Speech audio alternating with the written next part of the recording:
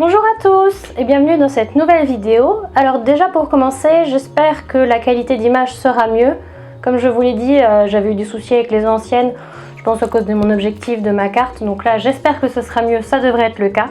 N'hésitez pas à me le dire en barre d'infos si vous voyez la différence.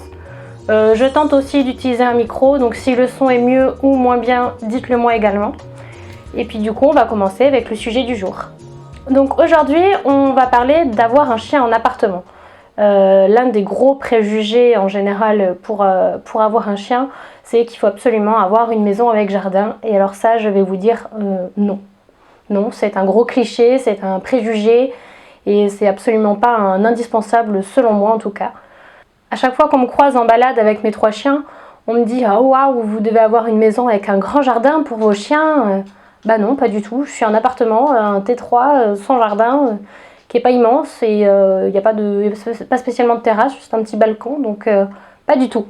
C'est également l'un des préjugés, je trouve, qui peut bloquer l'adoption.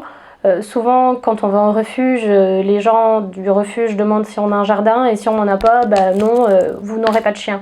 Et je trouve ça dommage parce que en fait, si pour avoir un chien, il faut avoir un jardin, être présent en permanence, donc en fait c'est pour qui? C'est pour les chômeurs qui ont une grande maison ou les retraités. Sinon, personne ne pourrait avoir de chien. Donc faut réfléchir un petit peu et c'est comme pour tout, on veut un chien en appartement, ok, c'est possible, mais ça demande de s'organiser, peut-être quelques petits sacrifices, mais c'est comme tout, voilà, on l'a choisi et on l'assume. Déjà dans un premier temps, je dirais de choisir une race de chien, et alors là c'est pas que pour l'appartement, mais choisir une race de chien qui convient à votre mode de vie. Si vous êtes très pantouflard, à rester chez vous, à rester tranquille, à pas faire beaucoup d'activités, n'allez pas prendre un chien qui a des gros besoins en activité. En revanche, si vous êtes beaucoup randonneur, que vous aimez courir, peut-être prenez un chien qui correspondra à ce type d'activité, qui pourra vous accompagner. Dans tous les cas, le but c'est d'avoir un chien qui correspond à votre mode de vie et éventuellement à votre logement également. Concrètement, avoir un chien en appartement, ça se passe comment ? Alors en premier, ça veut dire que dès que vous vous levez, la première chose à faire, c'est de les sortir. Qu'il pleuve, qu'il vente, qu'il neige, n'importe quoi, il faut les sortir quand vous vous levez. Alors je dirais exit la grasse mat jusqu'à midi, ça c'est pas possible. Moi ça me dérange pas, je me lève tôt donc c'est pas grave. Mais voilà, le premier réflexe en se levant, c'est d'aller les promener. Alors à la longue, les gens qui ont des chiens en appartement ont fini par sortir, on est habillé en robe de chambre, en crocs, en jogging, on n'en a rien à faire. Le but c'est que les chiens fassent leurs besoins et c'est le plus important. Du coup en termes de sortie, donc moi je travaille, comme tout le monde j'ai besoin d'un travail pour manger et pour vivre. Donc je les promène environ 1 heure le matin, alors on fait une promenade en ville, puisque on habite en ville. Pendant 1 heure, je les laisse sentir, faire leurs besoins, renifler, faire tout ce qu'ils veulent. Et comme ça, ils sont bien dépensés et physiquement et mentalement déjà avant que je parte au travail et ils restent calmes. Bon, les Cavalier King Charles, c'est une petite race de chien qui est assez tranquille. Ils sont polyvalents comme chiens, mais voilà, la journée, ils resteront calmes, donc sur ça, il n'y a pas de souci. Et ensuite, j'ai envie de dire, pareil le soir.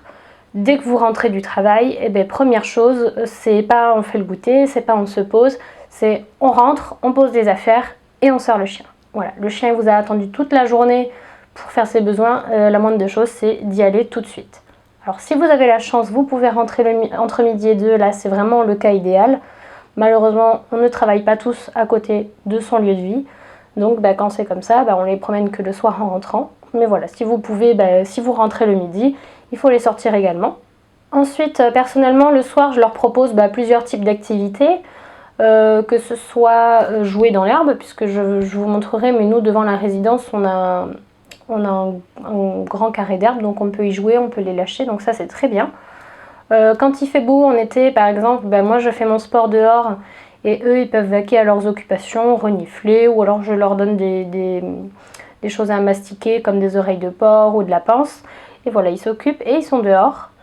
Et sinon, dernière option, partir en balade, donc aller faire une vraie balade en forêt, ou moi dans les vignes, voilà. Après ça dépend du temps bien sûr. En hiver c'est un petit peu plus compliqué puisqu'il fait nuit plus tôt, mais c'est de l'adaptation encore une fois. Un point sur lequel j'aimerais bien insister du coup, c'est voilà, admettons que vous travaillez toute la journée, vous promenez votre chien le matin, le soir, en quittant le travail, vous n'allez pas faire vos courses sur le chemin du retour, vous n'allez pas faire un after work, vous n'allez pas passer du temps avec les collègues, non, vous rentrez directement et vous vous promenez. Voilà, votre chien vous attend, votre chien se retient pendant 7, 8, 9, 10 heures. Il ne va pas attendre encore 1 heure de plus parce que monsieur ou madame a envie d'aller boire un coup avec les collègues. Concrètement, ça, pour moi, ça c'est non. Après, vous vous organisez avec votre chéri pour qui rentre en premier, voilà. Mais il n'y a pas de on part le matin et puis on rentre à 20 h une fois qu'on a fait la fête avec les copains. Ça, c'est non. En parlant de fête également, admettons que vous êtes invité le soir chez des amis. Si vous pouvez les prendre, très bien, là c'est super. Si vous ne pouvez pas les prendre, alors déjà essayez de les dépenser un petit peu avant de partir pour qu'ils soient calmes. Et puis ça veut dire qu'on ne découche pas de la maison, on ne va pas les laisser toute la nuit dans l'appartement et rentrer que le lendemain matin, alors que voilà, on va pas partir à 19 h et rentrer le lendemain à 11 h comme on pourrait le faire si on était sans chien en fait. Ça me paraît évident, mais pour ceux qui n'ont pas de chien, ça peut ne pas l'être. Donc comme je disais, le soir je rentre du travail, je les sors, donc petite promenade hygiénique et puis après des jeux ou une promenade en forêt.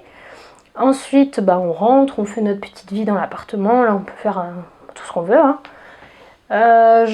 Personnellement je les ressors vers 20 h, donc pour faire un petit pipi caca ou refaire une petite balade dans le quartier tranquillement.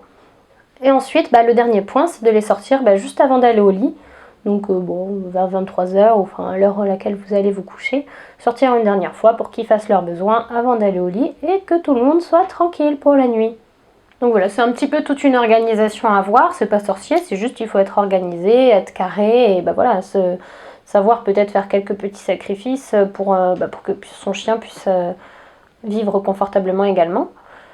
Après concernant le débat, il faut absolument une maison, un jardin, moi je suis pas d'accord. Honnêtement, je préfère quelqu'un qui a un chien en appartement mais qui du coup le sort plusieurs fois dans la journée et donc tous les jours. Et le chien va sentir des nouvelles odeurs, même si on reste dans le quartier, il y aura toujours des nouveautés, il y aura toujours des choses intéressantes. Alors c'est sûr c'est plus intéressant d'aller en vraie balade, mais même en faisant un tour dans le quartier, il y aura des nouveautés tous les jours. Donc là c'est très bien pour le chien, il y a des odeurs, il y a des choses intéressantes. Et donc pour moi c'est toujours mieux un chien en appartement comme ça qui sort, plutôt que comme certaines personnes qui ont un chien en maison, avec jardin, oui c'est super, mais qui ne sortent jamais leur chien, ou qui le sortent une fois par mois. Non en fait, votre chien il connaît chaque centimètre carré du jardin, il en a plus rien à faire, c'est juste une extension de la maison. C'est comme vous pendant le confinement, ouais vous avez un jardin c'est cool, mais au bout d'un moment vous en avez marre, vous êtes enfermé chez vous, c'est horrible. C'est pareil pour le chien.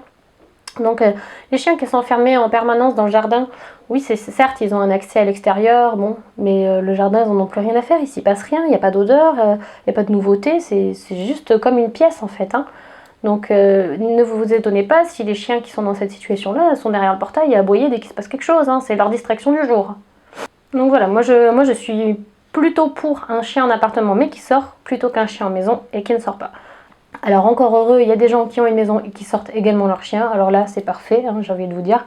Le chien profite à fond et en plus il a son extérieur à la maison, donc c'est parfait. Après je vous avoue que personnellement je ne serais pas contre un jardin, déjà pour les balades hygiéniques du matin et du soir. J'avoue que je préférerais ouvrir la porte, que mon chien aille faire pipi pendant que je me brosse les dents, plutôt que de devoir me couvrir, sortir, descendre. Voilà, c'est une perte de temps entre guillemets, c'est un timing à intégrer à son planning.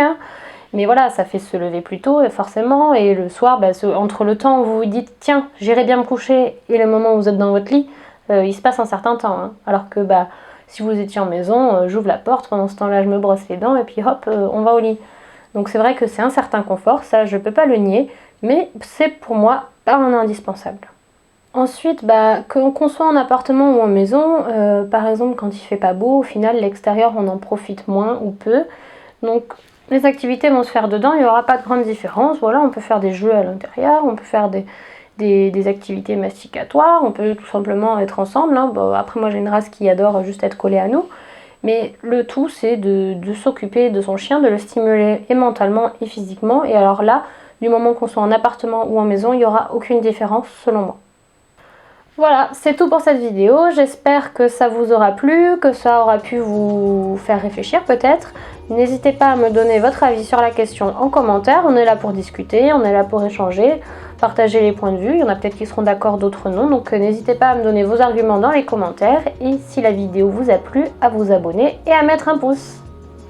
Merci beaucoup à tous et puis à bientôt!